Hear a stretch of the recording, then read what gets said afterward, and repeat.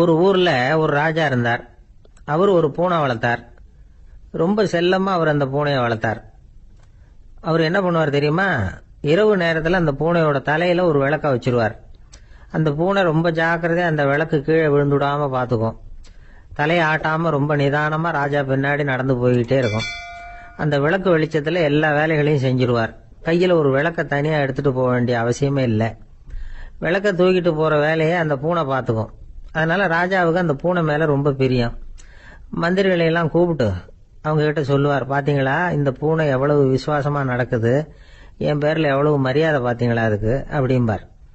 இதை கேட்டுவிட்டு அங்கிருந்த அமைச்சர்கள் ஒருத்தர் சொன்னார், மன்னா நீங்க சொல்றது சரிதான், இருந்தாலும் இந்த பூனையோட விசுவாசத்தை நாம கொஞ்சம் சோதிச்சு பார்க்க வேண்டியிருக்கு அப்படின்னாராம். சரி, உங்க ஆசையை ஏன் கெடுக்கணும், நல்லா சோதிச்சு பாருங்க அப்படின்னு சொல்லிவிட்டார் ராஜா. உடனே அந்த அமைச்சர் என்ன பண்ணார் தெரியுமா? எங்கேயோ புறப்பட்டு போனார். ஒரு 5-6 எலிகளை பிடிச்சிட்டு வந்தார். அரண்மனையில் ராஜா ஏதோ வேலை பார்த்துக்கிட்டு இருக்கிறாரு. பக்கத்தில் அந்த பூனை ரொம்ப பணிவா நின்றுகிட்டு இருக்குது. அது தலையில விளக்கு எரிஞ்சுக்கிட்டு இருக்கு. அமைச்சர் தான் பிடிச்சிட்டு வந்த எலிகளை அந்த பூனை பார்வையில் படுறது மாதிரி எதிரில் விட்டார். அந்த எலிகள்லாம் அங்கேயும் இங்கேயும் ஓட ஆரம்பிச்சுது. அதை பார்த்தது பூனை. அவ்வளவுதான். தலையில இருக்கிற விளக்க பத்தியும் கவலைப்படல, ராஜாவை பத்தியும் கவலைப்படல. ஒரே பாய்ச்சலா பாஞ்சு எலிகளை துரத்த ஆரம்பிச்சுட்டுது. தலையில இருந்த விளக்கு எங்கேயோ போய் விழுந்தது, அணைஞ்சு போச்சு. இருட்டுல ராஜா தடுமாற ஆரம்பிச்சுட்டார். இந்த சமயத்துல அந்த அமைச்சர் மறுபடியும் விளக்க ஏத்தினார். வெளிச்சம் வந்தது. அதுக்கப்புறம் அந்த அமைச்சர் பேசினார், அரசே, பூனையோட விசுவாசத்தை பாத்தீங்களா? எலி அது கண்ணுல படுற வரைக்கும் தான் விசுவாசமா இருந்தது. அது மாதிரி எலிய பார்த்ததும் எல்லாத்தையும் விட்டுட்டு அதை துரத்த ஆரம்பிச்சுட்டு பாத்தீங்களா? தான் அந்த பூனையை பத்தி நினைச்சது தப்புங்கிறது அதுக்கப்புறம் தான் அந்த ராஜாவுக்கு புரிஞ்சுதான். சரி, இப்ப எதுக்கு இந்த கதையெல்லாம் அப்படிங்கிறீங்களா? இந்த பூனை மாதிரி தான் நம்ம மனசும். மனசை எவ்வளவுதான் பயிற்சி கொடுத்து பக்குவமா வச்சிருந்தாலும் பார்க்கறதுக்கு பரமசாது மாதிரி தான் இருக்கும். பார்க்க வேண்டியதை பார்த்துட்டுதுன்னா பாஞ்சிரும். இந்த பூனை மாதிரி புலன் இன்ப பொருள்கள் கிட்டாத வரைக்கும் மனம் அடங்கி இருக்கிறது மாதிரி தான் தெரியும். கொஞ்சம் வாய்ப்பு கிடைச்சாலும் அது குதிக்க ஆரம்பிச்சிரும், தப்பு பண்ண ஆரம்பிச்சிரும். பெரிய பெரிய முனிவர்கள் வாழ்க்கையில நடந்த வீழ்ச்சி இதை தான் நிரூபிக்குது. புலன்களின் ஆற்றல் அதிகம். அதனால மனக்கட்டுப்பாடு பயிற்சிகள்ல ரொம்ப எச்சரிக்கையா இருக்கணுங்கிறார் சுவாமி சிவானந்தர். மது பழக்கத்தையே விட்டுட்டேன்னு உறுதியா இருப்பான். கடை கண்ணுல பட்டுட்டுதுன்னா கால் அவனை கேட்காமலே இழுத்துக்கிட்டு உள்ள போயிடும். இதுதான் மனசுங்கிறது. அதுதான் அந்த ராஜா வளர்த்த பூனை. நம்மால் ஒருத்தன் அந்த ராஜா பூனை தலையில விளக்க வச்சது மாதிரி இவன் தன்னுடைய தலையிலேயே ஒரு விளக்க ஏற்றி வச்சுக்கிட்டு என்னத்தையோ தேட ஆரம்பிச்சான். தேடிட்டு இருக்கிறான். தலையை ஆட்டாம நிதானமா நடந்து ரொம்ப நேரமா தேடிட்டு இருக்கிறான். அந்த சமயம் அங்க வந்த ஒருத்தர், என்னத்தை தேடுறீங்கன்னு கேட்டார். அதுதான் மறந்து போச்சு அப்படின்னு இழுத்தான். சரி, கொஞ்சம் இப்படி உட்காருங்க, ஞாபகம் வந்ததும் தேட ஆரம்பிக்கலாம் அப்படின்னாரு அவரு. இவன் கொஞ்ச நேரம் உட்காந்து யோசிச்சான். அப்புறம் திடீர்னு எழுந்திருச்சான். ஞாபகம் வந்துட்டுதுன்னா. என்னன்னு கேட்டார். எங்க வீட்டுல இருந்த விளக்க எங்க வச்சேன்னு தெரியல, அதுதான் தேடிட்டு இருக்கிறேன், ஏத்தி வைக்கலாம்னு பாக்குறேன் அப்படின்னா. ஒரு ஊர்ல ஒரு குரு இருந்தார், ஜென் குரு. அவரை தேடிட்டு ஒரு மன்னர் வந்தார். வந்தவர் ஜப்பான் மன்னர். தோட்டக்கலையை பத்தி தெரிஞ்சிட்டு போறதுக்காக அவர் வந்தார். எப்படி தோட்டம் அமைக்கிறது அப்படிங்கறத பத்தி அந்த குரு விவரமா சொல்லி கொடுத்தாரு. 1 நாள் 2 நாள் இல்ல, 3 வருஷம் கத்து கொடுத்தார். அதுக்கப்புறம் சொன்னார், நான் கத்து கொடுத்துட்டேன், இனிமே நீங்க போகலாம், போய் தோட்டம் அமைக்கலாம், அதுதான் உங்களுக்கு பரிசை. தோட்டம் அமைச்ச பிறகு சொல்லி அனுப்புங்க, நான் பாக்கிறேன். நீங்க இங்க என்னவெல்லாம் கத்துக்கிட்டீங்களோ அதையெல்லாம் அங்க செயல்முறையில செஞ்சு காட்டுங்க அப்படின்னு சொல்லி அனுப்பி வச்சார். மன்னர் போனார். அரண்மனைக்கு பக்கத்திலேயே ஒரு பெரிய தோட்டத்தை உண்டு பண்ணினார். அழகான மரங்களையும் செடிகளையும் உருவாக்கினாரு. கிட்டத்தட்ட 1000 தோட்டக்காரர்களை பயன்படுத்தி 3 வருஷங்கள் முயற்சி பண்ணி அந்த அழகான தோட்டத்தை உருவாக்கினார். குரு கிட்ட இருந்து செய்தி வந்தது, நாளைக்கு தோட்டத்தை பாக்கிறேன் அப்படின்னு. மன்னர் உடனே சுறுசுறுப்பாயிட்டார். முதல் நாளே தோட்டத்தை சுத்தப்படுத்தினார். ராத்திரி பூரா யாரும் தூங்கல.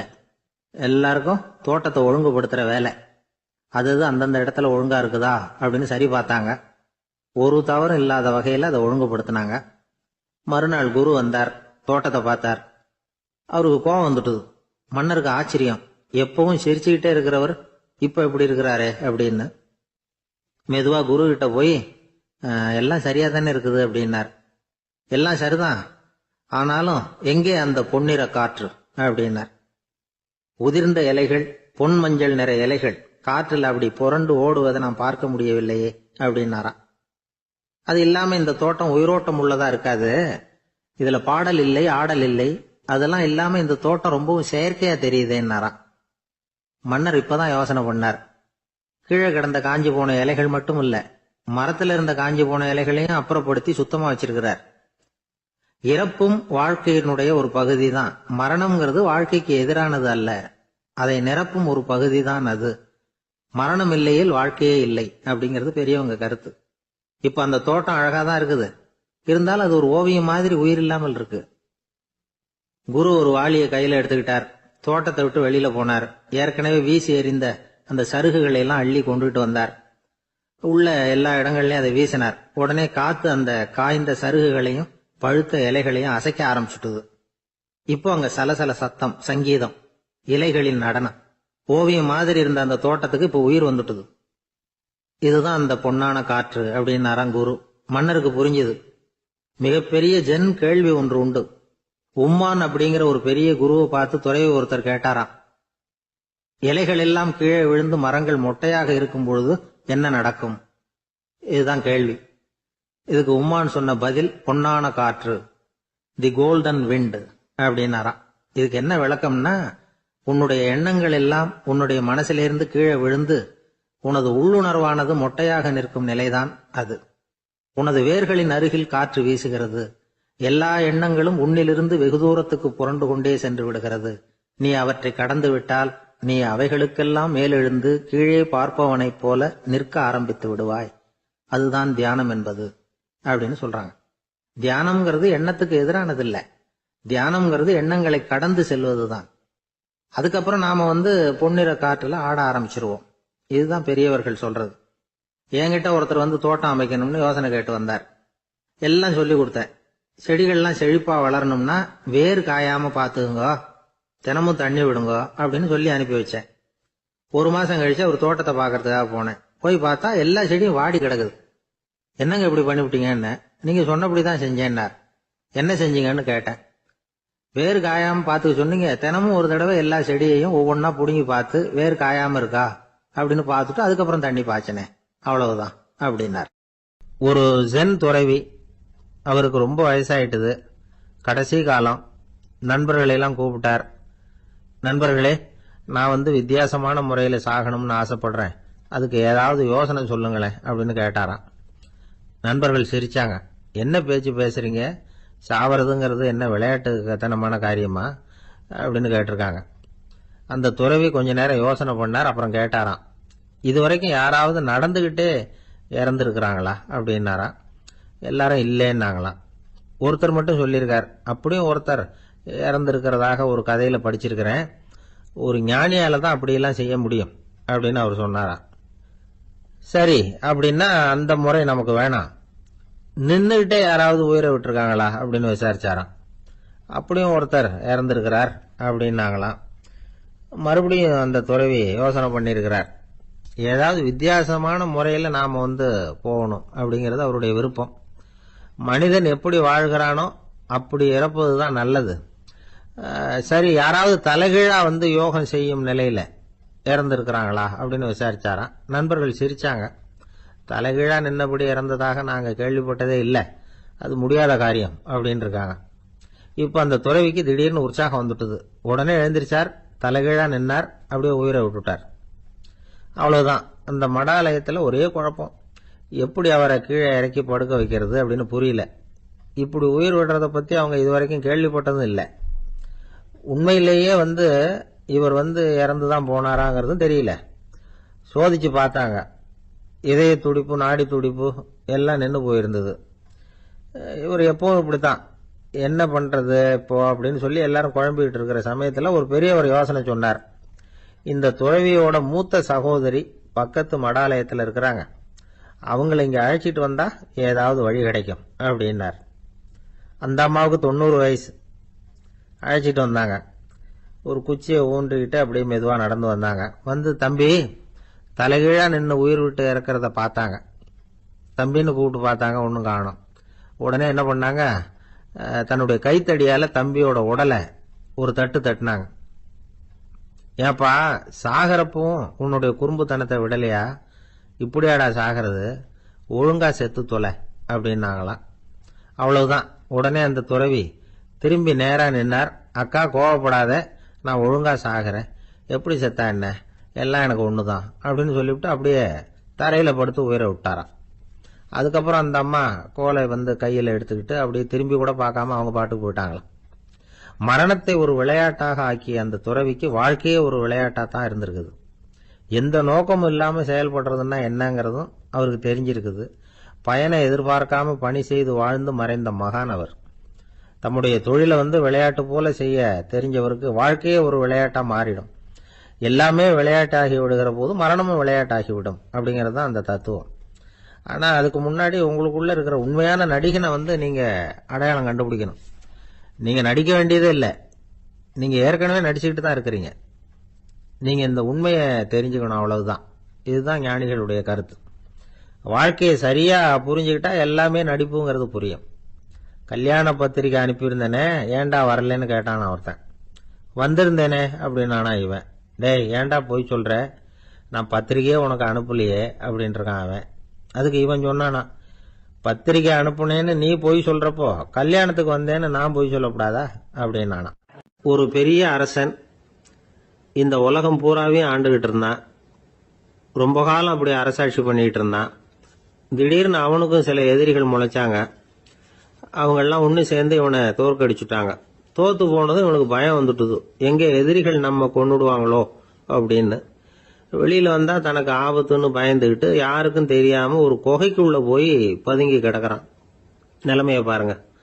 முதல் நாள் அரண்மனையில அதிகாரம் பண்ணிக்கிட்டு இருந்தவன் மறுநாள் குகையில பயந்து போய் பதுங்கி கிடக்கிறான். ராத்திரி நேரம் வந்தது, பசி வயத்தை கிள்ளுது, பிச்சை எடுத்து சாப்பிட வேண்டிய நிலைமை.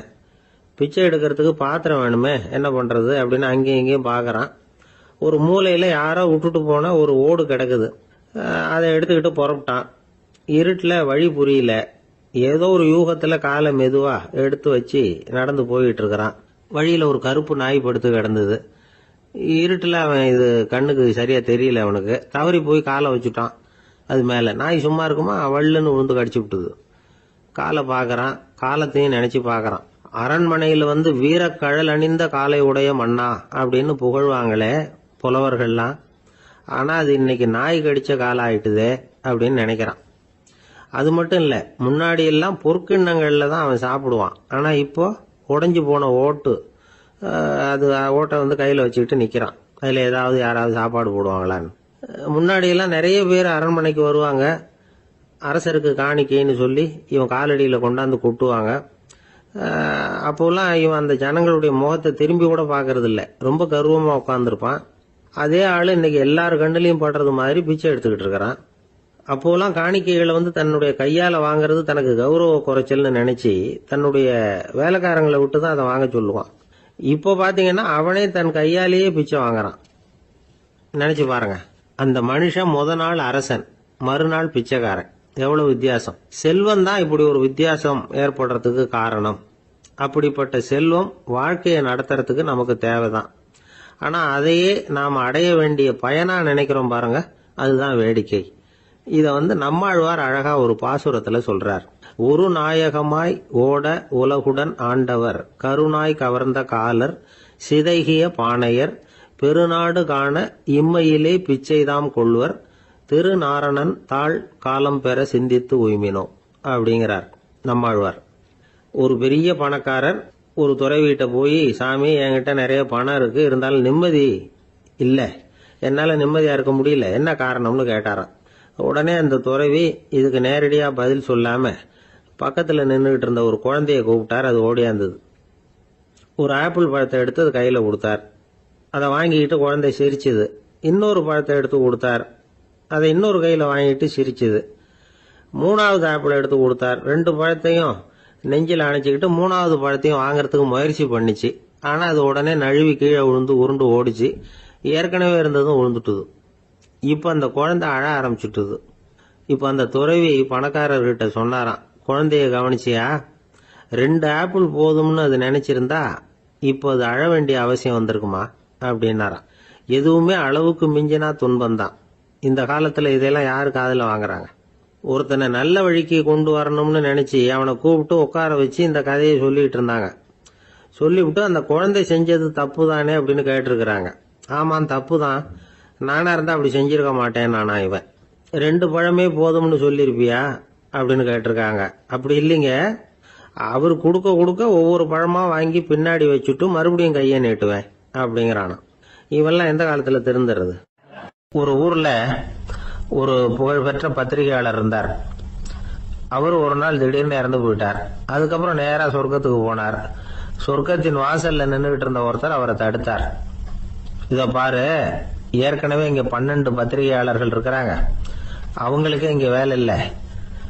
அதுக்கு என்ன காரணம்னா, சொர்க்கத்துல திடுக்கிடும் செய்திகள்லாம் ஒன்றும் கிடையாது. அப்படி என்ன இருக்க போகுது இங்க எல்லாம் அது ஒழுங்கா நடந்துகிட்டு இருக்கும். எல்லாம் ஒழுங்கா நடந்தா பத்திரிகைகளுக்கு சுவாரஸ்யமான கொலை கொள்ளை தீ வைப்பு இது மாதிரி எதுவும் இங்க இல்ல. ஏற்கனவே இங்க இருக்கிறவங்க எல்லாரும் மரத்தடியில் உட்காந்துக்கிட்டு தியானம் பண்ணிட்டு இருக்கிறாங்க. அந்த ஒரே செய்தி தான் தினமும் இங்க வந்துகிட்டு இருக்குது. அதை படிக்கிறதுக்கே இங்க ஆள் கிடையாது. அதனால நான் என்ன சொல்றேன்னா, நீ பேசாம நரகத்துக்கே போயிடு. அங்க எவ்வளவோ நிகழ்ச்சிகள் நடந்துகிட்டு இருக்கு. அங்கதான் அதிகமான பத்திரிகையாளர்கள் தேவைப்படுறாங்க. அங்க உனக்கு நிறைய வேலை இருக்கும். அதை செய்யறதில்ல, நீயும் மகிழ்ச்சியா இருக்கலாம் அப்படின்னு சொன்னாராம். அங்க அந்த சொர்க்கத்தின் வாசல்ல நின்றுகிட்டு இருந்தவர். இந்த பத்திரிகையாளர் அங்கேயே நின்று கொஞ்சம் யோசனை பண்ணார். இவருக்கு சொர்க்கத்திலே இருக்கணும்னு தான் ஆசை. அதனால மெதுவா அவர்கிட்ட பேசினாராம். ஐயா, என்ன ஒரு 24 மணி நேரம் இங்க உள்ள இருக்கிறதுக்கு அனுமதி கொடுங்க. இங்க இருக்கிற பல பத்திரிகையாளர்களை எனக்கு தெரியும். அவங்கள சில பேரை சமாதானப்படுத்தி மெதுவா பேசி நரகத்துக்கு அனுப்பி வச்சுடுறேன். நான் இங்க இருந்துக்கிறேன். உங்க கணக்குப்படி 12 பேருக்கு மேல இங்க தாண்டாது, அப்படி பாத்துக்கிறேன் அப்படின்னாராம்.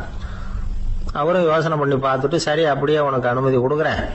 ஆனா ஒரு விஷயம், 24 மணி நேரம் தான் அனுமதி, அதுக்குள்ள எல்லாம் நடக்கணும் அப்படின்னு இருக்காரு. சரின்னு சொல்லிவிட்டு இந்த பத்திரிகையாளர் உள்ள போனார். யோசனை பண்ணார். திட்டம் போட்டு ஒரு பொருளையை கிளப்பி விட்டார். சக பத்திரிகையாளர்கள் எல்லாம் கூப்பிட்டு சொன்னாராம். இந்த பாருங்க, நரகத்துல ஒரு பெரிய தினசரி பேப்பரை கொண்டுகிட்டு வர்றதுக்காக திட்டம் போட்டுக்கிட்டு இருக்காங்க. அதுக்கு பல அதிகாரிகள் தேவைப்படுறாங்க. நிறைய சம்பளம் கிடைக்கும். யார் யாரெல்லாம் நரகத்துக்கு போக ஆசைப்படுறாங்களோ அவங்க எல்லாம் போகலாம் அப்படின்னு ஒரு பொருளையை கிளப்பி விட்டார். 24 மணி நேரம் கழிச்சு வாசல் பக்கம் போனார். அங்க இருந்தவர்கிட்ட எத்தனை பேர் வெளியேறினாங்கன்னு விசாரிச்சாராம். அப்போ அவர் இவரை, நீ வெளியே போகக்கூடாது, முதல்ல உள்ளதான் இருக்கணும் அப்படின்னு தடுத்தாராம். அப்புறம் சொன்னாராம், நீ சொன்ன செய்தியை கேட்டதும் இங்க இருந்த எல்லா பத்திரிகையாளர்களுமே நரகத்துக்கு போயிட்டாங்கப்பா, உள்ள யாருமே இல்ல, அதனால நீ உள்ளே இருக்கலாம் அப்படின்னாராம். இதை கேட்டதும் இந்த பத்திரிகையாளரே குழம்பி போயிட்டார். ஒருவேளை உண்மையிலேயே நரகத்துல புதுசா பத்திரிகை ஏதாவது ஆரம்பிக்க போறாங்களோ அப்படின்னு அவரே நினைக்க ஆரம்பிச்சிட்டாராம். அப்புறம் சொன்னாராம், ஐயா என்னை விட்டுருங்க, நான் நரகத்துக்கே போயிடுறேன், அங்க ஏதோ விசேஷம் இருக்கணும் அப்படின்னாராம். இல்லைன்னா இத்தனை பேரும் ஒட்டு மொத்தமா அங்க போறதுக்கு சான்ஸே இல்லை, என்ன தடுக்காதீங்கன்னு கெஞ்ச ஆரம்பிச்சுட்டாராம். மற்றவங்க நம்பணுங்கிறதுக்காக ஒரு பொருளையை கிளப்பி விட்டார். கடைசியில தானே அந்த பொருளைக்கு ஆளாயிட்டார். அதாவது பிறரை ஏமாற்றிய அவரது மனம் கடைசியில் அவரையே ஏமாத்த ஆரம்பிச்சுட்டு பாருங்க. நீங்க இப்படி அடுத்தவங்களை ஏமாத்துறதுக்கு உங்க மனசை பழக்கப்படுத்துறீங்க, ஆனா கடைசியில் அதனால நீங்களே ஏமாற்றப்படுகிறீர்கள் அப்படிங்கிறது பெரியவர்களுடைய புத்திமதி. அதனால உங்க மனசுகிட்ட ரொம்ப எச்சரிக்கையா இருங்கோ அப்படிங்கிறாங்க. நம்ம ஆளுங்க அங்க போய் என்ன சொல்லுவாங்கன்னா, இந்த மாதிரி அங்க போவாத இங்க போவாதன்னு பயமுறுத்துறது உண்டு. சில பேர் அங்க பேய் இருக்குது, பிசாசு இருக்கு அப்படின்னு பொருளைய கிளப்பி விடுறது உண்டு. இருட்டு நேரம் காட்டு வழியா ஒருத்தன் போய்கிட்டு இருக்கிறான். அங்க பேய் பிசாசு நடமாட்டம் இருக்கிறதாக வதந்தி. இவன் பயந்துகிட்டே வேகமா போறான். காடு முடிஞ்சு மெயின் ரோட்டுக்கு வந்து சேர்ந்தான். அப்பாடா, ஒரு பஸ் நின்றுட்டு இருக்கு தனியா. இருட்டுல லேசா தெரிஞ்சது. ஓடி போய் ஏறி உள்ள உட்காந்துக்கிட்டான். பயந்துகிட்டே போனவன் அப்புறம் தான் தெரியுது உள்ள யாருமே இல்ல, டிரைவரும் இல்ல, கண்டக்டரும் இல்ல, வேற யாரும் இல்ல. இவனுக்கு பேய் பயம் அதிகமா போட்டுது. ஏன்னா நடு ராத்திரி. இந்த நேரம் பார்த்து அந்த பஸ் தானே நகர ஆரம்பிச்சுதான். இவனுக்கு இன்னும் பயம் அதிகமா போட்டுது. ஏன்னா டிரைவர் சீட்டு காலியா இருக்கு, பஸ் நகருது. இவன் உடம்பு பூரா நடுங்க ஆரம்பிச்சுட்டுது. வீல்னு கத்தலாமான்னு பார்த்தான். அந்த நேரம் பார்த்து அவன் தோல்ல ஒரு கை விழுந்துதான். திடுக்கிட்டு திரும்பி பார்த்திருக்கிறான். அங்க டிரைவர் நிக்கிறார். அவரு சொன்னாராம், ஏன்பா, ஏற்கனவே பஸ் பிரேக் டவுன், நாங்கெல்லாம் பின்னாடி இறங்கி நின்று தள்ளிட்டு இருக்கிறோம், நீ மட்டும் ஜாலியா ஏறி உக்காந்துக்கிட்டியா, இறங்கி வந்து தள்ளப்பா அப்படின்னாராம். அமெரிக்க ஜனாதிபதி ஆப்ரஹாம் லிங்கன் ஒரு நாள் தன்னோட கோச்சு வண்டியில தலைநகரான வாஷிங்டனுக்கு போயிட்டு இருக்கிறார். கோச்சு வண்டி ஒரு சாலையில போயிட்டு இருக்கு. அந்த சாலைக்கு ஒரு பக்கத்துல பயங்கரமான சதுப்பு நிலம். சதுப்பு நிலம்னா அது புதைகுழி, புதை மணல்ங்கிறோம்ல, அது மாதிரி. அந்த சதுப்பு நிலத்துல யாராவது மாட்டிக்கிட்டா அவ்வளவுதான், ஆளை கொஞ்சம் கொஞ்சமா உள்ள அமுக்கிவிடும், தப்பிச்சு கரையேறது கஷ்டம். அப்படிப்பட்ட நிலம் அது. ஆப்ரஹாம் லிங்கன் ஏதோ ஒரு முக்கியமான அரசாங்க வேலையா போயிட்டு திரும்பி வந்துட்டு இருக்கிறார். அதனால அந்த சமயத்துல அவர் விலை வசந்த ஆடைகளை அணிஞ்சிருக்கிறார். அப்படி அவர் அந்த கோச்சு வண்டியில வந்துகிட்டு இருக்கிறாரு. அந்த சமயத்துல ஒரு காட்சி அவர் கண்ணுல பட்டுட்டுது. என்ன தெரியுமா? ரோட்டுக்கு பக்கத்துல இருந்த சதுப்பு நிலத்துல ஒரு இளம் பன்றி குட்டி சிக்கிக்கிட்டு தவிச்சுக்கிட்டு இருக்குது, பரிதாபமா கத்திக்கிட்டு இருக்குது. அதை பார்த்தார் லிங்கன். அவருக்கு என்ன மாதிரி ஆயிட்டுது. உடனே வண்டியை நிறுத்த சொன்னார். கீழே இறங்கினார். தன்னோட விலை வசந்த ஆடைகளை பத்தி லட்சியம் பண்ணவே இல்லை. தனக்கே ஆபத்து வரலாம்ங்கிறத பத்தியும் கவலைப்படல. தான் ஒரு குடியரசுத் தலைவருங்கிறத பத்தியும் அவர் நினைச்சு பார்க்கல. நேரா அந்த சதுப்பு நிலம் பக்கமா போனாரு. அந்த சேத்துல இறங்கி பன்றிக்குட்டியை காப்பாத்தி கரைக்கு கொண்டுட்டு வந்து சேர்த்துட்டார். அதுக்கப்புறம் நிம்மதியா கோச்சு வண்டியில ஏறி வெள்ள மாளிகைக்கு வந்து சேர்ந்தார். டிரெஸ், உடம்பு பூரா சேரு சகதி. பாக்குறவங்களுக்கெல்லாம் ஆச்சரியமா போச்சு. அவங்களுக்கு ஒன்றும் புரியல. இவர் நேரா ட்ரெஸ் மாத்திக்கிறதுக்காக போனாரு. கோச்சு வண்டி ஓட்டிட்டு வந்தவன் கிட்ட போய் எல்லாரும் கேட்டாங்க என்ன ஆச்சு அப்படின்னு. அவர் வர்ற வழியில நடந்த விவரத்தை சொன்னார். ஆப்ரஹாம் லிங்கனுடைய இந்த இறக்க குணத்தை எல்லாரும் பாராட்டினாங்களாம், புகழ்ந்தாங்களாம். ஆனா இதுக்கு லிங்கன் என்ன பதில் சொன்னார் தெரியுமா? தயவு பண்ணி இந்த புகழ்ச்சியான பேச்சையெல்லாம் ஒதுக்குங்க, அதெல்லாம் வேணாம். அந்த சின்ன பிராணி சகதியில மாட்டிக்கிட்டு துடிச்சுக்கிட்டு இருந்தது, அதை பார்த்தேன். உடனே என்னுடைய இதயத்துல ஒரு முள்ளு தைச்சது மாதிரி ஒரு உணர்வு. அந்த முள்ளை பிடுங்கி எறிஞ்சேன், அவ்வளவுதான். உண்மையில அந்த பிராணிக்கு நான் உதவினேங்கிறத விட எனக்கு ஏற்பட்ட இன்னலை போக்கிட்டேன் அப்படிங்கறதுதான் உண்மை. அதுதான் பொருத்தம். அப்படி இருக்கிறப்போ இதுல புகழறதுக்கு என்ன இருக்குது அப்படின்னாரு ஆபிரகாம் லிங்கன். எவ்வளவு யதார்த்தமான வார்த்தைகள் பாருங்க. இந்த காலத்துல நம்மளையும் பல பேர் அப்படி உண்டு. நீச்சல் தெரியாத ஒரு ஆளு தண்ணியில இறங்கிட்டான். தண்ணி ஆழம்ங்கிறது அப்புறமா தான் தெரிஞ்சுது. தத்தளிக்க ஆரம்பிச்சுட்டான். வாழ் வாழ்னு கத்துறான். கரையில நின்றுட்டு இருந்த ஒருத்தர் இதை பார்த்தார். உடனே அவருக்கு இதயத்துல முள்ளு தைச்சது மாதிரி ஒரு உணர்வு. உடனே குபீர்னு தண்ணியில பாஞ்சார். அவரை காப்பாத்தி கரைக்கு கொண்டுட்டு வந்து சேர்த்தார். இத பார்த்துக்கிட்டு இருந்த இன்னொருத்தர் காப்பாத்தின அந்த ஆளை பாராட்டி புகழ்ந்தார். என்ன புகழாதீங்க சார் அப்படின்னார் அவர். ஏன்னு கேட்டார் இவர். நான் அந்த ஆளை ஏன் காப்பாத்தினேன் தெரியுமா? அவன் நேத்திக்கு என்கிட்ட 300 ரூபா கடன் வாங்கியிருக்கிறான். இவன் தண்ணியில போட்டான்னா நான் கொடுத்த கடனும் தண்ணியில போடும். அதனாலதான் விழுந்து காப்பாத்தினேன் அப்படின்னா அந்த ஆள். ஒரு ஊர்ல 4 நண்பர்கள் இருந்தாங்க. 4 பேரும் சோம்பேறிகள். 4 பேருக்கும் எந்த வேலையும் செய்யறதுக்கு உடம்பு வளையறதில்ல. இருந்தாலும் சோம்பேறித்தனத்துல ஒருத்தருக்கு ஒருத்தர் கொஞ்சம் வித்தியாசம் உண்டு. அதுக்கு தகுந்த மாதிரி அவங்களுக்கு பேர் அமைஞ்சு போச்சு. ஒருத்தன் கால் சோம்பேறி, இன்னொருத்தன் அரை சோம்பேறி, அடுத்தவன் முக்கால் சோம்பேறி, கடைசி ஆளு முழு சோம்பேறி. இவங்க 4 பேரும் நண்பர்கள். அப்புறம் எப்படி காரியம் நடக்கும்? 4 பேரும் ஒரு வீதியில அப்படியே நடந்து போய்கிட்டு இருக்கிறாங்க. நல்ல பசி. எங்கேயாவது சோறு போடுவாங்களா அப்படின்னு பார்த்துக்கிட்டே வந்தாங்க. அவங்க வந்த வழியில ஒரு 1 ரூபா காசு கிடந்தது தரையில. அவங்க கண்ணுல அது பட்டுது. ஆனாலும் அதை குனிஞ்சு எடுக்கணுமே, அதுக்கு சோம்பேறித்தனம். முழு சோம்பேறி பார்த்தான். பக்கத்துல வந்துகிட்டு இருந்த முக்கால் சோம்பேறி கிட்ட சொன்னானா, டேய் அதை கொஞ்சம் குனிஞ்சு எடுறா அப்படின்னானா. அவன் என்ன பண்ணான் தெரியுமா? அதுக்கு அடுத்தபடியா வந்த அரை சோம்பேறி கிட்ட சொன்னானா, டேய் நீ அதை கொஞ்சம் குனிஞ்சு எடுறா அப்படின்னானா. அவன் இவனை விட மோசம். அடுத்தவங்க கிட்ட சொல்லியிருக்கிறான். அவனும் குனியறதுக்கு தயாரா இல்லை. ஆக கூடி கடைசியில யாருமே காசை எடுக்கல. என்னத்துக்கு அனாவசியமா உடம்ப வளைச்சிக்கணும் அப்படின்னு எல்லாரும் பேசாம வந்துட்டாங்க. அவங்க பாட்டுக்கு நடந்து வந்துகிட்டே இருக்கிறாங்க. எதிரில் ஒருத்தன் வாழைப்பழத்தை வண்டியில வச்சு தள்ளிட்டே வந்தான். ரூபாய்க்கு 4 பழம்னு கூவி வித்துக்கிட்டே வர்றான்.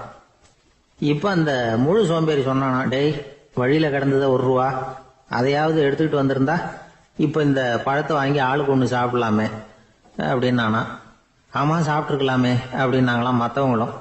ஆனாலும் திரும்பி போய் அதை எடுக்கணும்னு யாருக்கும் தோணலை. பேசாம சோர்ந்து போய் நடந்து வந்தாங்களாம். இருட்டி போச்சு.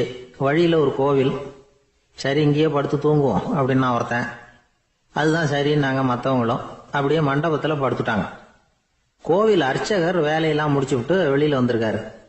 இவங்கள பார்த்தாராம். ஏன் இப்படி சோர்ந்து போய் கிடக்குறீங்க அப்படின்னு விசாரிச்சிருக்காரு. 2 நாளாச்சுங்க நாங்க சாப்பிட்டு அப்படின்னாங்களாம். அவர் உடனே ஐயோ பாவம் அப்படின்னு சொல்லி பானை, விறகு, அரிசி, தண்ணி எல்லாம் கொடுத்து நீங்களே சமையல் பண்ணி சாப்பிட்டுக்கோங்க அப்படின்னு சொல்லிவிட்டு போயிட்டார். இந்த 4 பேருக்கும் சமையல் பண்ணி சாப்பிடணும்னு ஆசையா தான் இருந்தது. ஆனா அடுப்பு பற்ற வைக்கணுமே, அதுக்கு தீப்பெட்டி வேணுமே. தீப்பெட்டி இல்லை. இப்ப முழு சோம்பேறி ஆரம்பிச்சான். அடுத்தவனை பார்த்து டேய் கடைக்கு போய் ஒரு தீப்பெட்டி வாங்கிட்டு வாயேன் அப்படின்னு நானா. அவன் வழக்கம் போல அடுத்தவங்க கிட்ட சொல்லியிருக்கான். அவன் அதுக்கு அடுத்தவங்க கிட்ட சொல்லியிருக்கிறான். கடைசியா கால் சோம்பேறி கிட்ட வந்து சேர்ந்தது. அவனும் அது நம்மால முடியாது அப்படின்னு பேசாம இருந்துட்டான். இப்ப தீப்பெட்டி வேணுமே, அதுக்கு என்ன பண்றது? அவங்களுக்குள்ள பேசி ஒரு முடிவுக்கு வந்தாங்களாம். அதாவது யாரு முதல்ல வாயை திறந்து பேசுறாங்களோ அவங்க தான் தீப்பெட்டி வாங்கறதுக்கு போகணும் அப்படின்னு. அவ்வளவுதான். உடனே 4 பேரும் வாயை கெட்டியா மூடிக்கிட்டு படுத்துக்கிட்டாங்க. அவங்க சமையல் பண்ணி சாப்பிட்டாங்களா என்ன அப்படிங்கறது அர்ச்சகருக்கு தெரியல. சரி பார்த்துட்டு வரலாமேன்னு வந்தார். வந்து பாக்குறாரு, இவங்க 4 பேரும் அசையாம படுத்து கிடக்குறாங்க. அர்ச்சகர் பயந்துட்டார். ஒருவேளை பசி தாங்காம செத்து போட்டாங்களோ அப்படிங்கிற பயம், அல்லது நாம கொடுத்த உணவுப் பொருள்ல ஏதாவது விஷம் கலந்துருக்குமோ அப்படின்னு பயந்தார். அப்படின்னா நம்ம மேல பழி வந்துருமே அப்படின்னு நினைச்சு நடுங்க ஆரம்பிச்சுட்டார். அப்புறம் அவரும் ஒரு முடிவுக்கு வந்தாராம். கோவிலுக்கு பக்கத்திலேயே ஒரு பெரிய குழி இருந்தது. அதுல ஒவ்வொருத்தரையா இழுத்துக்கிட்டு போய் போட்டார். கொஞ்சம் மண்ணை தள்ளினார். காலால மிதிச்சார். அவர் மிதிச்ச மிதி ஒருத்தன் அடி வயத்துல போட்டுவிட்டது. அவன் உடனே வலி தாங்காம ஐயோ அம்மான்னு அலறினான். உடனே நடந்தது என்ன தெரியுமா? மத்த 3 பேரும் துள்ளி எழுந்திருச்சாங்களாம். அவனை பார்த்து நீ தாண்டா தீப்பெட்டி வாங்க போகணும், நீ தாண்டா வாங்க போகணும், நீ தான் சத்தம் போட்ட அப்படின்னு சொல்லி ஆரம்பிச்சிட்டாங்களாம். அர்ச்சகர் பார்த்தார். இது பேய் மாதிரி தெரியுதுன்னு நினைச்சுக்கிட்டு ஒரே ஓட்டமா ஓடி போட்டாராம். கிராமப்புறங்கள்ல இப்படி ஒரு கதையை சொல்றது உண்டு. சோம்பல்ங்கிறது நம்ம முன்னேற்றத்துக்கு பெரிய தடை அப்படிங்கறத நாம புரிஞ்சுக்கணும். அதுதான் இந்த கதை சொல்ற நீதி. ஒரு பள்ளிக்கூடத்துல ஒரு புதுமையான போட்டி நடந்துதான். அதாவது சோம்பேறித்தனத்துக்கு பரிசு. அதுல 2வது பரிசு யாருக்குன்னு அறிவிச்சாங்க. ஒரு பையன் எழுந்திருச்சு மெதுவா நடந்து போய் பரிசை வாங்கிட்டான். அடுத்தது முதல் பரிசு யாருக்கு அப்படின்னு அறிவிச்சாங்களாம். அவன் கடைசி வரிசையில இருந்து கத்தனானா, ஐயா அதையும் அந்த பையன் மூலமாவே கொடுத்து அனுப்பி வச்சிருங்க, இங்க வந்தது நான் வாங்கிக்கிறேன் அப்படின்னு நானா. ஒரு ஊர்ல ஒரு ஆள் இருந்தான். தையல் கடை வச்சிருந்தான். அவங்கிட்ட ஒருத்தன் ஒரு சட்டை துணி எடுத்து கொடுத்து தைக்க சொல்லியிருந்தான். வர்ற சனிக்கிழமை வா வந்து வாங்கிட்டு போ அப்படின்னு அவன் சொல்லியிருந்தான். அதே மாதிரி இவன் வந்தான். அவன் தச்சு வச்சிருந்த சட்டையை கொடுத்தான். இவன் வாங்கி அங்கேயே போட்டு பார்த்தான். கை நீளம் ஒண்ணுக்கு ஒண்ணு வித்தியாசமா இருந்தது. வலது கை இடது பக்கத்தை விட நீளம் குறைச்சலா இருந்தது. அவன் முணுமுணுக்க ஆரம்பிச்சுட்டான். என்ன இது இப்படி தைச்சுட்டியேன்னு. இதுக்கு அவன் சொன்னான், ஐயோ இதுக்காகவா சங்கடப்படுறீங்க? வலது கையை மட்டும் கொஞ்சம் உள்ள இழுத்தாப்புல வச்சுக்கிட்டீங்கன்னா சரியா போகுது. மற்றபடி அந்த சட்டையில உள்ள கலை அம்சத்தை கவனிங்க. எவ்வளவு அற்புதமா தச்சிருக்கேன் பாருங்க. ஒரு சின்ன குறைய இப்படி எல்லாம் பொருட்படுத்த வேண்டியதில்லை. நான் சொன்னது மாதிரி கைய கொஞ்சம் உள்ள இழுத்தது மாதிரி வச்சுக்கிட்டு நடந்து போங்க, ஜோரா இருக்கும் அப்படின்னா. அவனும் யோசிச்சு பார்த்தான். சரியான யோசனையா தான் தோணுச்சு. கொஞ்சம் முயற்சி பண்ணி வலது கையை கொஞ்சம் உள்ள இழுத்து சட்டை சரியா இருக்கிறது மாதிரி பண்ணிக்கிட்டான். இப்ப மறுபடியும் ஒரு பிரச்சனை. வலது கையை உள்ள இழுத்த மாதிரி அப்படியே வச்சுக்கிட்டதும் முதுகு பக்கம் கொஞ்சம் துணி தளர்த்தியா தொங்குறது மாதிரி தெரிஞ்சது. என்ன இது முதுகு பக்கம் துணி குவிஞ்சுட்டுதே தொங்குதே அப்படின்னா மறுபடியும், அடடா இதுக்காகவா கவலைப்படுறீங்க? உடம்ப அதுக்கு தகுந்த மாதிரி கொஞ்சம் வளைச்சிக்கிட்டா சரியா போடுது. இதுக்காக அந்த அழகான தையலை பிரிச்சு அதுல உள்ள கலை அம்சத்தை கெடுக்கிறதுக்கு என் மனசு இடம் தரல. எவ்வளவுக்கு தளர்த்தியா இருக்கோ அவ்வளவுக்கு கொஞ்சம் உடம்ப வளைச்சி அப்படி குனிஞ்சது மாதிரி போங்க போதும் அப்படின்னா. அதுவும் நல்ல யோசனையா தான் பட்டுது இவனுக்கு. சரின்னு சொல்லிவிட்டு புறப்பட்டான். தெருவில் இறங்கினான். கைய கொஞ்சம் உள்ள இழுத்தான். உடம்ப கொஞ்சம் முன்னால வளைச்சான். சட்டைக்கு தகுந்த மாதிரி உடம்ப பண்ணிட்டான். மெதுவா நடந்து போறான். இப்போ எதிரில் இன்னொருத்தன் வரான். இவனை பாக்குறான். இவன் போட்டிருக்கிற சட்டையை பாக்குறான். ஆஹா அற்புதம்ங்கிறான். சும்மா சொல்லக்கூடாது, ரொம்ப நல்லா இருக்கு, நிச்சயமா இது இந்த ஊர் மேல தெருவில் இருக்கிற ஒருத்தன் இருக்கானே, அவன் தச்சதாதான் இருக்கணும் அப்படின்னா. இதை கேட்டதும் அவனுக்கு ஆச்சரியம். எப்படி அவ்வளவு கரெக்டா கண்டுபிடிச்சிங்க அப்படின்னு கேட்டிருக்கான். இதுக்கு அந்த வழிபோகன்னு சொன்னானா, அவன் ரொம்ப கெட்டிக்காரன். உங்களை மாதிரி உடம்பும் கையும் வளைஞ்சு போன ஒரு ஆசாமிக்கு அவனை தவிர வேற யாராலேயும் இவ்வளவு பொருத்தமான ஒரு சட்டையை தைக்க முடியாது அப்படின்னானா. பாருங்க, அவனுக்காக இவன் அனுசரிக்க போய் இவனோட நிலைமை எப்படி ஆயிடுது பாருங்க. இதே மாதிரிதான் சில சடங்குகளும் சம்பிரதாயங்களும் நம்மளை கோமாளி ஆக்கி விட்டுரும். எதுவா இருந்தாலும் அதுல அறிவுபூர்வமான அணுகுமுறை அவசியம். ஒரு நர்ஸ் அவசரமா ஓடி டாக்டர் கிட்ட சொல்லிச்சான், டாக்டர் ஒரு தப்பு நடந்து போச்சு, 10ஆம் நம்பர் பெட்ல இருக்கிற பேஷண்ட்டுக்கு காலில் ஆபரேஷன் பண்றதுக்கு பதிலாக கையில ஆபரேஷன் பண்ணி விட்டீங்க. கை ஆபரேஷன் பண்ணிக்க வேண்டிய ஆள் 7ஆம் நம்பர் பெட்ல இருக்கார் அப்படின்னு தான். அதுக்கு ஒரு பதட்டப்படாம சொன்னாராம், பரவாயில்ல, இவரை தூக்கி 7ஆம் நம்பர் பெட்ல போட்டுரு அப்படின்னா. ஒரு வயசான பாட்டியின் தாத்தாவும் ஒரு பூங்காவில் உட்காந்து பேசிக்கிட்டு இருக்கிறாங்க. அவங்களுக்கு கல்யாணம் ஆகி 53 வருஷம் ஆச்சு. பிள்ளைங்கள்லாம் படிச்சு பெரிய பெரிய வேலையில இருக்கிறாங்க.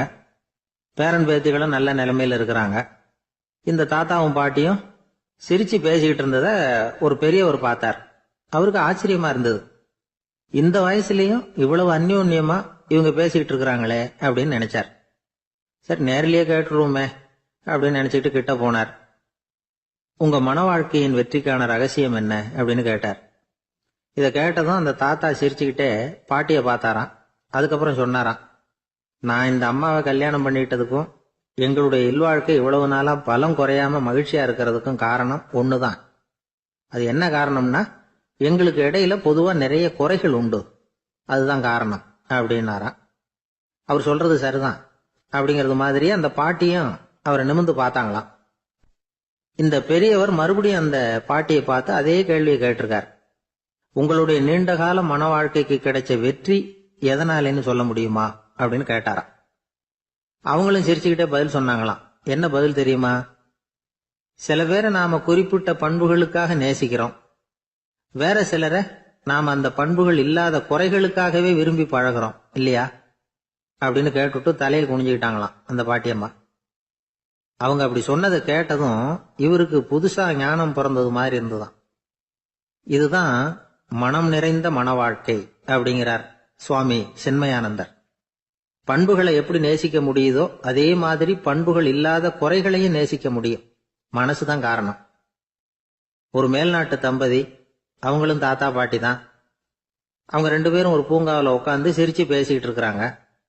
அத ஒருத்தர் பார்த்தார்.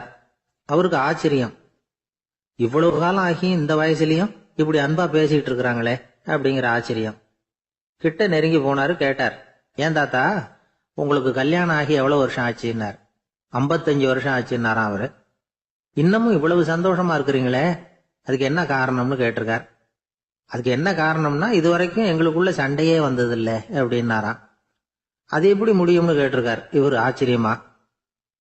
அந்த தாத்தா சொல்ல ஆரம்பிச்சாராம், பாருப்பா, எங்களுக்கு கல்யாணம் ஆன புதுசுல நானும் என்னுடைய மனைவியும் ஒரு குதிரை மேல ஏறி ஒரு காட்டு வழியா போய்கிட்டு இருந்தோம். கொஞ்ச தூரம் போனதும் அந்த குதிரை எடக்கு பண்ணிச்சு.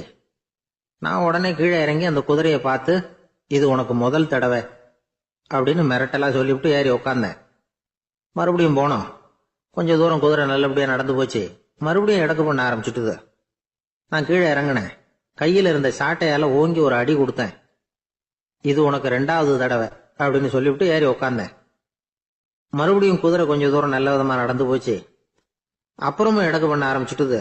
அந்த சமயத்துல ஒரு ஆற்று பாலத்தை கடந்து போய்கிட்டு இருக்கிறோம். நான் கீழே இறங்கினேன். என்னுடைய மனைவியையும் கீழே இறங்க சொன்னேன். அந்த குதிரையை பிடிச்சி அப்படியே ஆத்துல தள்ளி விட்டுட்டேன். தள்ளி விட்டுட்டு, இது உனக்கு கடைசி தடவை அப்படின்னு சொன்னேன்.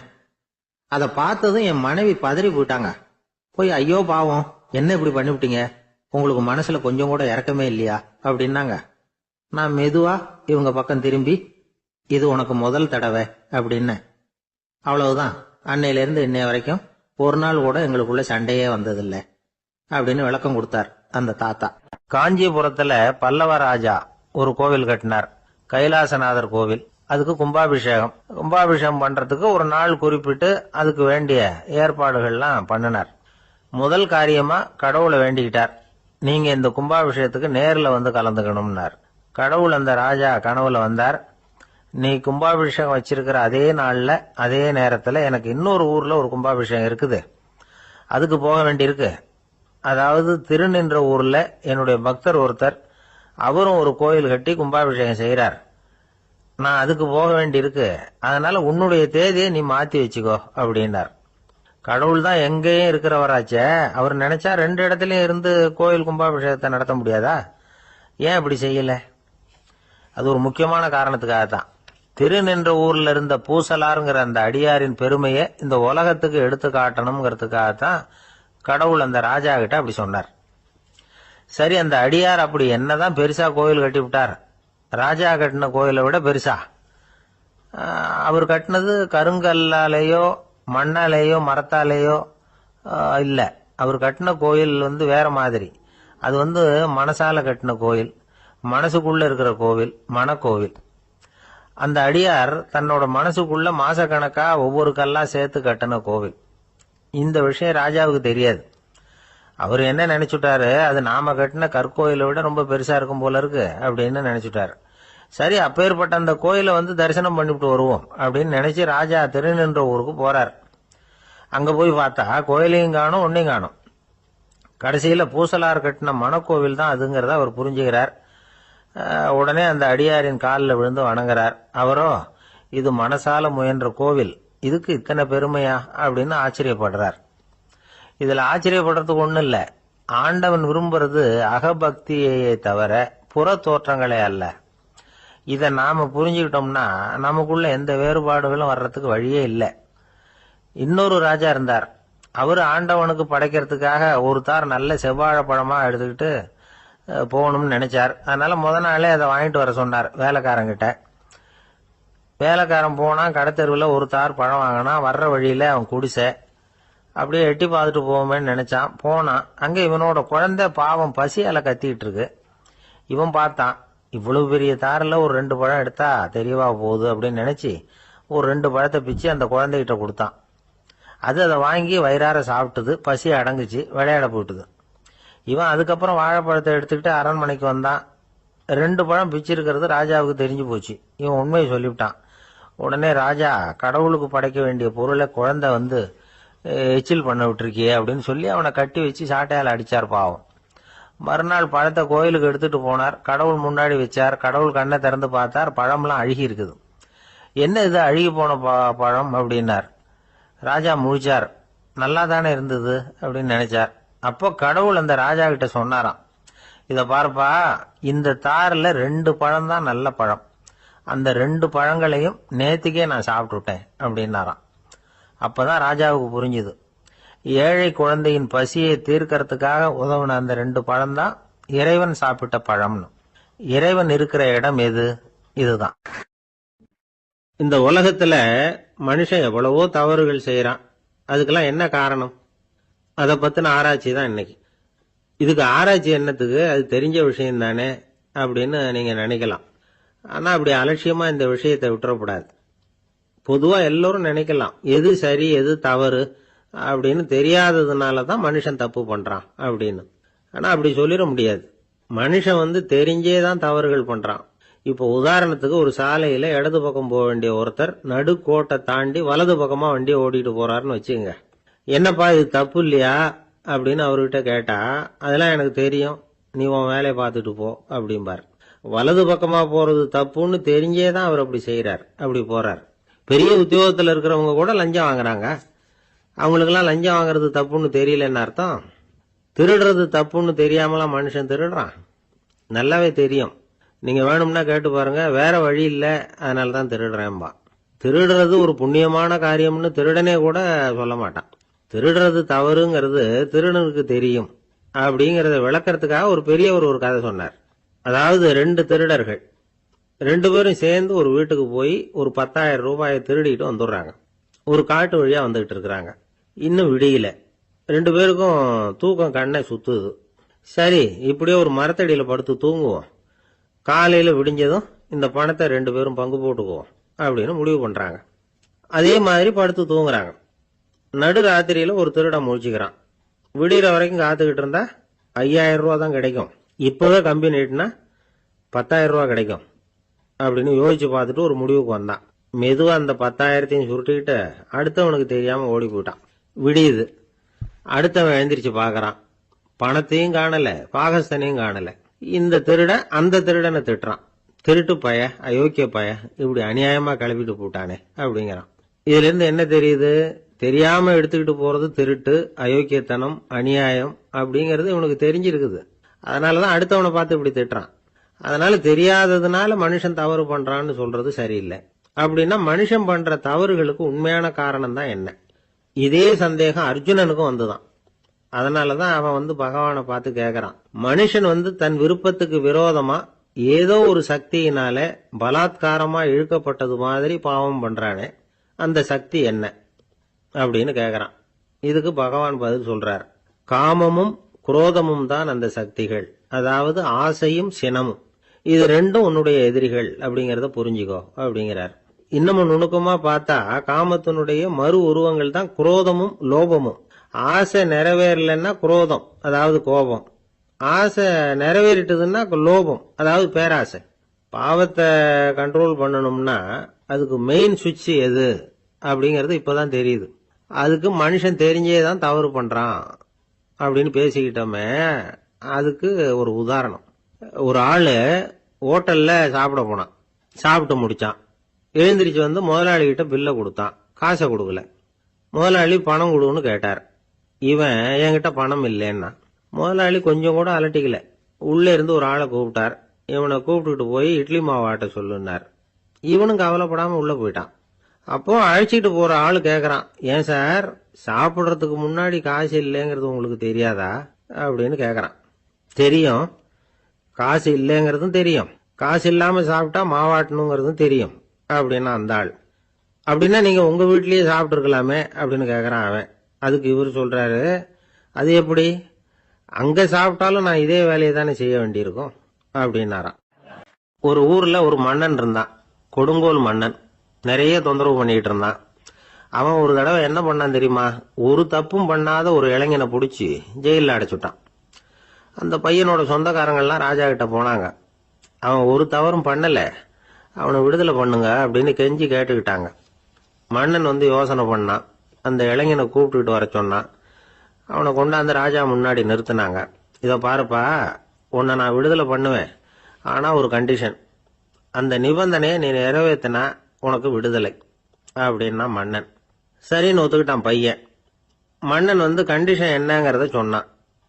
உங்ககிட்ட ஒரு செம்மறி ஆட்டை கொடுக்க போறேன். 1 மாசத்துக்கு அதுக்கு தேவையான தீனியையும் கொடுக்க போறேன். 1 மாசம் கழிச்சு அந்த ஆட்டை எடை போட்டு பார்ப்பேன். அந்த ஆட்டின் எடை கொஞ்சம் கூட கூடி இருக்கக்கூடாது. எடை கூடி இருந்தா உனக்கு விடுதலை கிடையாது. என்ன சொல்ற அப்படின்னா. பையனுக்கு ஒன்றும் புரியல, பயமா போயிட்டுது. குழம்பிக்கிட்டே நின்றுகிட்டு இருக்கிறான். சரி, ஒரு நாள் டைம் தரேன், நல்லா யோசனை பண்ணி பார்த்துட்டு நாளைக்கு உன் முடிவை சொல்லு அப்படின்னா மன்னன். பையன் கவலையோட வெளியில வந்தான். அங்க ஒரு பெரியவர் நின்றுகிட்டு இருந்தார். அவர்கிட்ட விஷயத்த சொன்னான். அந்த பெரியவர் இந்த பையனுக்கு காதோட காதா ஒரு வழியை சொல்லி கொடுத்தார். அதை கேட்டதும் பையன் மறுபடியும் மன்னன் முன்னாடி நின்னா, உங்க நிபந்தனையை ஏத்துக்கிறேன்னு சொன்னான். மன்னன் ஒரு ஆட்டுக்குட்டியையும் அதுக்கு 1 மாசத்துக்கு தேவைப்படுற தீவனத்தையும் கொடுக்கும்படியா உத்தரவு போட்டான். கொடுத்தாங்க. ஓடிட்டு போயிட்டான். 1 மாசம் தினமும் தவறாம அந்த தீவனத்தை ஆட்டுக்குட்டிக்கு போட்டுக்கிட்டு இருக்கிறான். 1 மாசம் கழிச்சு அந்த ஆட்டை அரண்மனைக்கு ஓட்டிட்டு போனான். மன்னன் அதை எடை போட்டு பாக்குறான். எடை கூடவே இல்லை, அப்படியே தான் இருக்குது. உடனே போட்ட நிபந்தனைப்படி அந்த இளைஞனை விடுதலை பண்ணிவிட்டான்.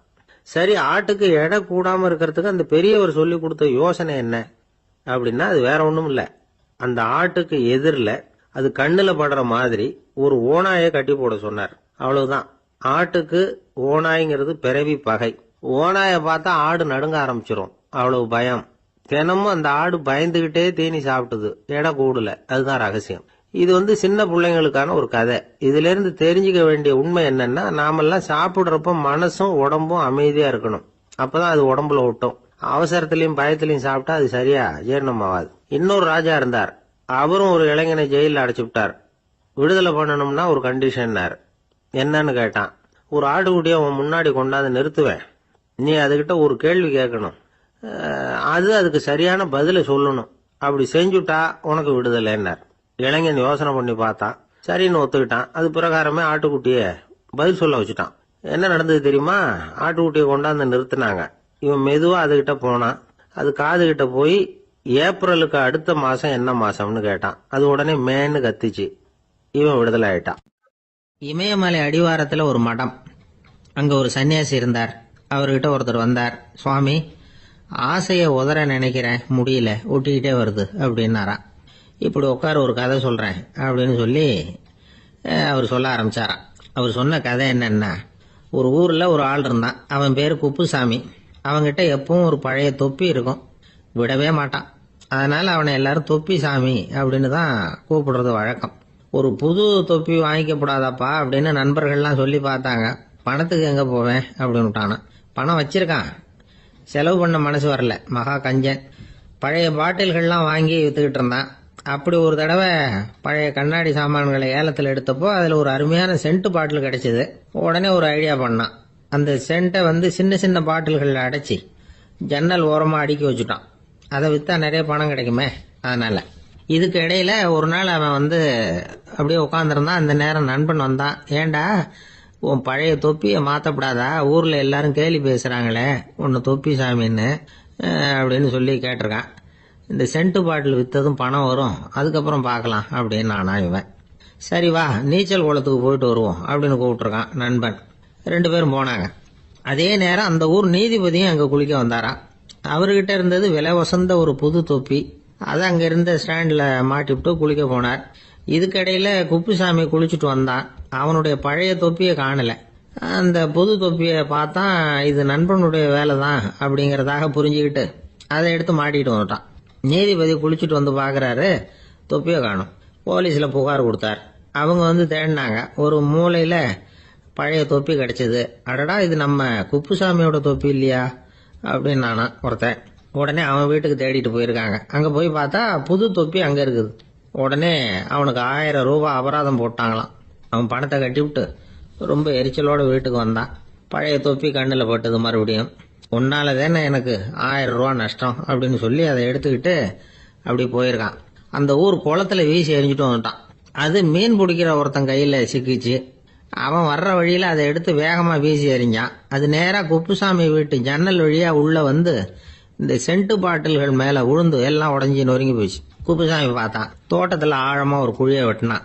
அந்த தொப்பியை போட்டான், மூடிவிட்டான். இதை அடுத்த வீட்டுக்காரன் பார்த்தான். ஏதோ புதையல் தான் வச்சிருக்கான் போல இருக்குன்னு நினைச்சான். போலீஸில் போய் புகார் கொடுத்துட்டான். மறுபடியும் போலீஸ் குழியை தோண்டினாங்க. பழைய தொப்பி மறுபடியும் வெளியில் வந்தது. எல்லாரும் சிரிக்கிறாங்க. அன்னைக்கு ராத்திரியே அந்த தொப்பியை எடுத்துக்கிட்டு நேராக புறப்பட்டான். ஒரு கல்லில் அதை சேர்த்து கட்டி குடிநீர் தொட்டி இருக்கும்ல, அதில் போட்டுட்டு வந்துட்டான். இனிமேல் என்ன பண்ணும் பார்ப்போம்னு. ஒரு நாள் திடீர்னு குழாயெல்லாம் அடைப்பட்டு போச்சு. மாநகராட்சி அலுவலர்கள் என்னன்னு பார்த்தா அந்த பழைய தொப்பி குழாயை அடைச்சிக்கிட்டு இருக்குது. இது குப்புசாமியோட தொப்பிங்கிறது தான் எல்லாருக்கும் தெரியுமே. உடனே குடிநீரை பாழாக்கணத்துக்காக குப்புசாமிக்கு கோர்ட்டு 2500 ரூபாய் அபராதம் போட்டுவிட்டது. அதையும் கட்டிவிட்டு வெளில வந்தான். கடைசியா முடிவு பண்ணான். ஒரு நெருப்பு குச்சியை கிழிச்சான். தொப்பியை கொளுத்தினான். எரிஞ்சது. எடுத்து வெளில எரிஞ்சான். கொஞ்ச நேரத்துல தீ அணைப்பு படம் வந்துட்டுது. ஆமா, இவன் எடுத்து எரிஞ்சது வெளியில விழுந்து வீட்டு கூரையே பத்திக்கிட்டு எரிய ஆரம்பிச்சுட்டுது. அவனோட பணத்தாசையும் அதோட சேர்ந்து எரிஞ்சு போச்சான். இப்படி ஒரு கதை. இந்த கதையை சொல்லி முடிச்சார் அந்த இமயமலை அடிவாரத்தில் இருந்த சன்னியாசி. இப்ப அந்த குப்புசாமி எங்க இருக்கிறான்னு கேட்டார் எதிரில இருந்தவர். இதோ உன் எதிரிலே இருக்கிறான், நான் தான் அந்த குப்புசாமி அப்படின்னாரான் அந்த சன்னியாசி. அந்த குப்புசாமி கிட்ட இருந்தது மாதிரி ஒரு பழைய தொப்பி நம்ம ஒவ்வொருத்தர்கிட்டையும் உண்டு. அதை எப்படி தொலைக்கிறதுன்னு தெரியாம தடுமாறிக்கிட்டு இருக்கிறோம். அது என்ன தொப்பிங்கிறீங்களா? அதுதான் நம்மை சூழ்ந்திருக்கிற மாயை அப்படிங்கிறார் சுவாமி சின்மயானந்தர். மெய்ஞானம் கிடைக்கிறப்போ மாயை எரிஞ்சு போகும் அப்படிங்கிறது அவருடைய கருத்து. நம்மால் ஒருத்தர் வேகமா ஓடி வந்தார். காலில் மாட்டியிருந்த பழைய செருப்பு 2 ஆவேசமா தூக்கி ஒரு கிணத்துல போட்டுட்டு வெறுங்காலோட நடந்து வந்துகிட்டு இருக்கிறார். ஏன் அப்படி பண்ணீங்க அப்படின்னு கேட்டோம். அந்த செருப்புக்கு சொந்தக்காரன் பின்னாடி வந்துகிட்டு இருக்கிறான், அதனால அப்படி பண்ணேன் அப்படிங்கிறார் இவர். இந்த உலகத்துல எவ்வளவோ உயிரினங்கள் இருக்கு. ஒவ்வொன்றும் ஒவ்வொரு விதமா சண்டை போடுது. இப்ப 2 மாடு சண்டை போட்டுக்குதுன்னு வச்சுங்க, என்ன பண்ணும்? 2 முட்டிக்கும். அதுக்கு சண்டை போடுறதுக்கு ஆயுதமா உபயோகப்படுறது அதோட கொம்பு. 2 சேவல் சண்டை போட்டுக்குதுன்னு வச்சுங்க, அதுக்கு ஆயுதமா உபயோகப்படுறது அதோட கால் நகம். காலால தான் அது ஒன்னோட ஒன்று சண்டை போட்டுக்கும். ஆனால் 2 மனுஷன் சண்டை போட்டுக்கிறான்னு வச்சுங்க, இவன் இன்னதை தான் ஆயுதமாக உபயோகப்படுத்துவான்னு குறிப்பிட்டு சொல்ல முடியாது. கல்லை எடுப்பான், கத்தி எடுப்பான், துப்பாக்கி எடுப்பான், என்ன வேணாலும் பண்ணுவான். வாயால் திட்டுவான், கையால் அடிப்பான், காலால் உதைப்பான், சகலகலா வல்லவன். விலங்குகள்லாம் பொதுவாக வாயை சாப்பிட்றதுக்கு மட்டும்தான் உபயோகப்படுத்துது. ஆனால் இவனுக்கு சாப்பிட்றதுக்கும் அதுதான், சாப்பிட்டு விட்டு திட்டுறதுக்கும் அதுதான். ஆனால் ஒரு விஷயத்தில் மட்டும் கெட்டிக்கிறேன். அதாவது நாம் சண்டை போட்டுக்கிட்டாலும் பரவாயில்லை, கோழிகள் சண்டை போடாமல் இருக்கணும் அப்படின்னு ஆசைப்படுறான். எதுக்காக? கோழிகள் சண்டை போடாமல் இருந்தால் நிறைய முட்டைகள் போடுமா, அதுக்காக தான் இந்த அக்கறை. கோழி பண்ணை வச்சிருக்கிறவங்களுக்கு இது ஒரு பெரிய பிரச்சனை. அதாவது பண்ணையில் இருக்கிற கோழிகளுக்குள்ள அடிக்கடி சண்டை வந்துடும், அதனால் முட்டை உற்பத்தி குறைஞ்சிரும். சரி, இதுக்கு என்ன பண்ணுறது? பண்ணையில் போய் உட்காந்துக்கிட்டு தினமும் பஞ்சாயத்து பேசிகிட்டு இருக்க முடியுமா? அமெரிக்காவில் கோழி பண்ணை வச்சிருக்கிற ஒருத்தர் இதை பற்றி யோசனை பண்ணி பார்த்தாராம். ஒரு வழியையும் கண்டுபிடிச்சிருக்கார். கோழிக்கெல்லாம் மூக்கு கண்ணாடி மாட்டி விட்டுட்டோம்னா அது சண்டை போடுற குணம் குறைஞ்சிரும், முட்டை அதிகமாகிடும். அந்த கண்ணாடியில் உள்ள லென்ஸ் சிவப்பு நிறத்தில் இருக்கணும், அவ்வளவுதான் அப்படின்னு அவர் கண்டுபிடிச்சாராம். இது ஏற்கனவே நடைமுறையில் கண்டுபிடிக்கப்பட்ட ஒரு விஷயம். ஆனால் எல்லா கோழிக்கும் சிவப்பு மூக்கு கண்ணாடி எப்படி மாட்டி விடுறது? அப்படியே மாட்டி விட்டாலும் அது நழுவாமல் இருக்கணுமே. இப்போ நாமெல்லாம் நடு விரலால் மூக்கு கண்ணாடி நடுவில் தொட்டு அப்படி ஸ்டைலாக சரி பண்ணிக்கிறோம், அது மாதிரி கோழி எப்படி சரி பண்ணிக்கும்? இதுதான் பிரச்சனை. இதுக்கு அவர் என்ன வழி கண்டுபிடிச்சாருன்னா, கோழிக்கெல்லாம் மூக்கு கண்ணாடிக்கு பதிலாக விழியொட்டு வில்லைகள், கான்டாக்ட் லென்ஸ், அதை பொருத்தி விட்டா என்ன அப்படின்னு யோசனை பண்ணார். அதே மாதிரி பண்ணார். அதே மாதிரி செஞ்சு பார்த்தார், வெற்றி. அதுக்கப்புறம் கோழியெல்லாம் சண்டை போட்டுக்கலையாம், சமாதான பிரியர்கள் ஆகிட்டு தான். கோழிகளுக்கு இயல்பாகவே சண்டை போடுற குணம் உண்டு. ஆனால் அதோட கண்ணுக்கு பார்க்குற பொருள்லாம் ரோஜா நிறத்துலையோ அல்லது இன்னும் சொல்ல போனால் அழுத்தமான சிவப்பு நிறத்துலையோ தெரிஞ்சதுன்னா சண்டை போடுற குணம் குறைஞ்சிருதான். அந்த சமயத்தில் அது அதிகமாகவும் முட்டையிட ஆரம்பிச்சுடுதான். அதே நேரத்தில் இறை எடுக்கிறத கூட குறைச்சிக்குதான். இது ஏன் இப்படி பண்ணுதுங்கிறது விஞ்ஞானிகளுக்கு இன்னமும் புரியலையா. எப்படியோ அமெரிக்க கோழிகள்லாம் கான்டாக்ட் லென்ஸ் பொருத்திக்க ஆரம்பிச்சாச்சு. கோழி கழுத்தை பிடிச்சிக்கிட்டு ஒரு சில வினாடிகளில் அதை பொருத்தி போடுறாங்களாம். கோழியோட ஆயுள் பூரா அது அப்படியே இருக்குமா. பண்ணையில் முட்டை உற்பத்தி குறைஞ்சா இது மாதிரி விஞ்ஞானபூர்வமாக பரிகாரம் தேடுறது தான் நல்லது.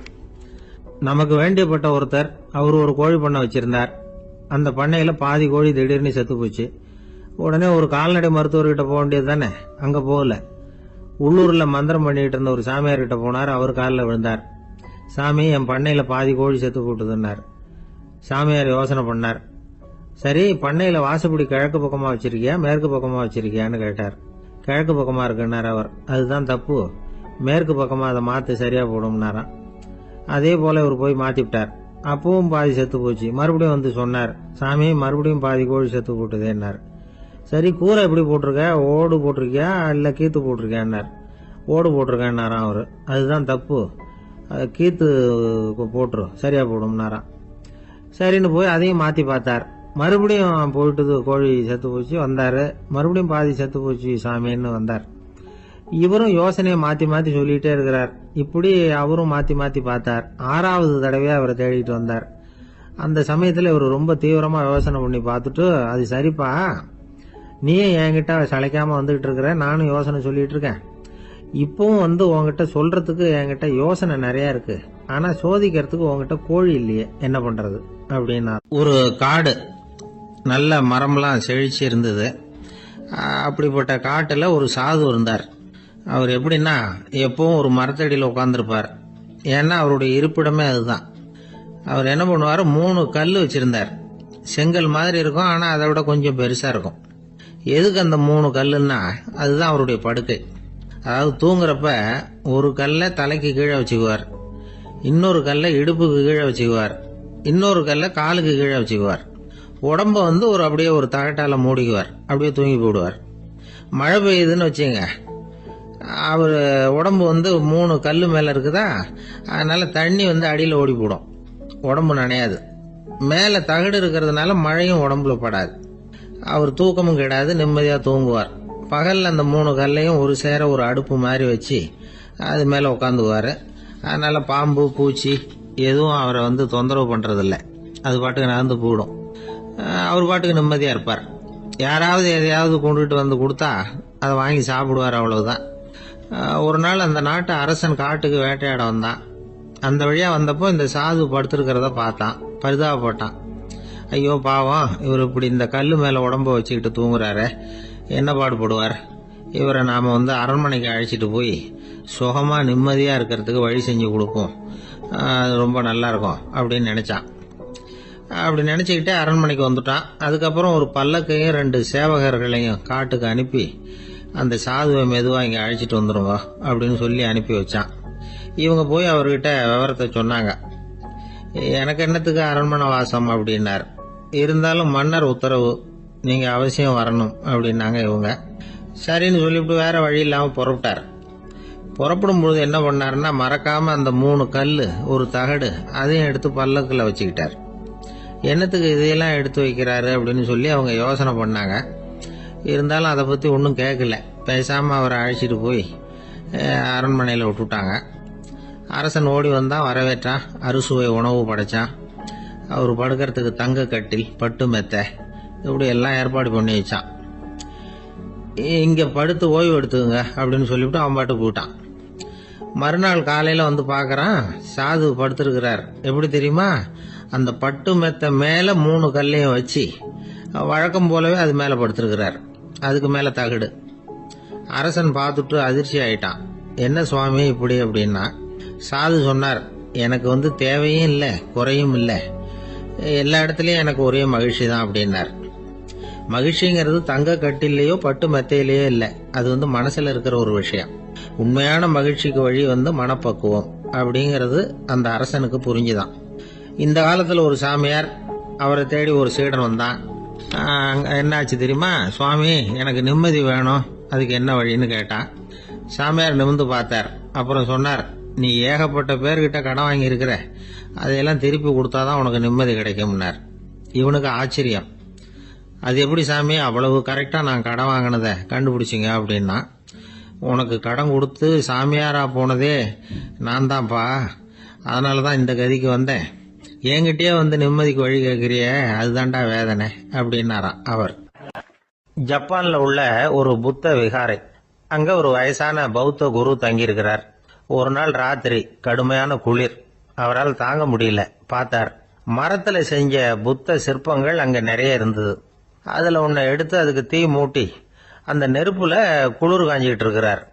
மர சிற்பம் தீ வச்சதும் படபடன்னு வெடிக்க ஆரம்பிச்சுட்டுது. அந்த சத்தத்தை கேட்டதும் அந்த புத்த விகாரையின் குருக்கள் வெளியில ஓடி வந்தார். இவர் ஆனந்தமா குளிர் காஞ்சிக்கிட்டு இருக்கிறார். அவரால் பொறுத்துக்க முடியல. தெருவில் தெரிஞ்சுக்கிட்டு இருந்த அந்த பெரியவரை இங்க தங்க அனுமதிச்சதே அவரு தான். இவர் இப்படி பண்றாருன்னு நினைச்சுக்கிட்டே அவரை கோபமா பார்த்தார். ஏன் இப்படி கோபமா பாக்குறீங்க, இப்படி உட்காருங்க அப்படிங்கிறாரு இவர். அவருக்கு இன்னமும் கோபம் வந்துட்டுது. எங்கள் கடவுளை எரிச்சுட்டீங்களே அப்படின்னு சத்தம் போட்டாராம். அப்படியா அப்படின்னு கேட்டுக்கிட்டே அந்த சாம்பலை கிளறினார் இவர். என்ன செய்யறீங்கன்னு கேட்டிருக்காரு அவர். நான் எலும்புகளை தேடுறேன்னாராம்.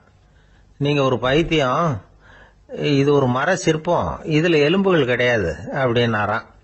அவருக்கு கோபம் வந்துட்டுது. உடனே வெளியில போங்கன்னு கத்தியிருக்காரு. வெளியில தள்ளி கதவையும் சாத்தி விட்டாராம்.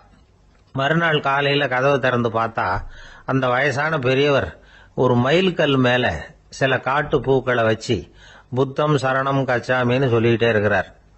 இவருக்கு சந்தேகமா போட்டுது. கிட்ட போனார். என்ன செஞ்சுக்கிட்டு இருக்கீங்கன்னு கேட்டார். இது என்னுடைய காலை நேர பிரார்த்தனைனாராம்.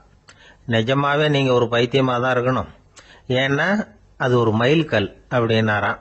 இப்ப அந்த பெரியவர் சொன்னாராம், நீங்க ஒரு மரத்தை புத்தரா நினைக்கும் பொழுது நான் ஏன் ஒரு மயில்கல்ல புத்தரா நினைக்கப்படாது? நான் புத்தரை எரிக்கலாம், ஏன்னா அவரை நான் நேசிக்கிறேன். அந்த சிற்பம் மரத்தால் ஆனதுங்கிறது எனக்கு தெரியும். நான் ஒரு மயில்கல்ல தொழலாம், ஏன்னா அது எனது பூக்களை தாங்குது. நான் இந்த மயில்கல்லுக்குள்ள மறைஞ்சிருக்கிற புத்தரை பார்க்கிறேன்.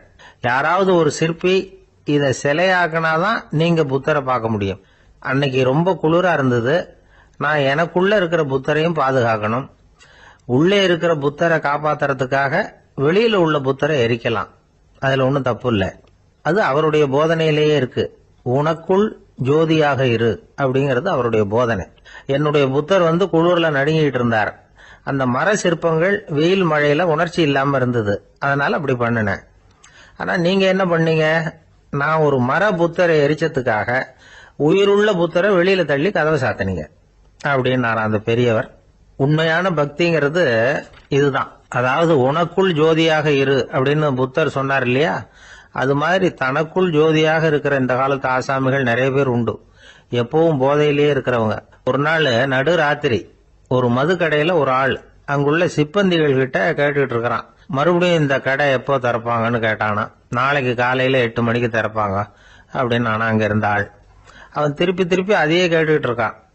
இவனுக்கு பதில் சொல்லி சொல்லி அழுத்து போச்சு. அதான் சொல்றேன் ஐயா, நாளைக்கு காலையில வா அப்படின்னாங்களாம். அதுக்கு இவன், நான் வர்றதுக்காக கேட்கலையா, நேத்திக்கு வந்தவன் உள்ளேயே மாட்டிக்கிட்டேன், வெளியில போறதுக்காக கேட்டேன் அப்படின்னு.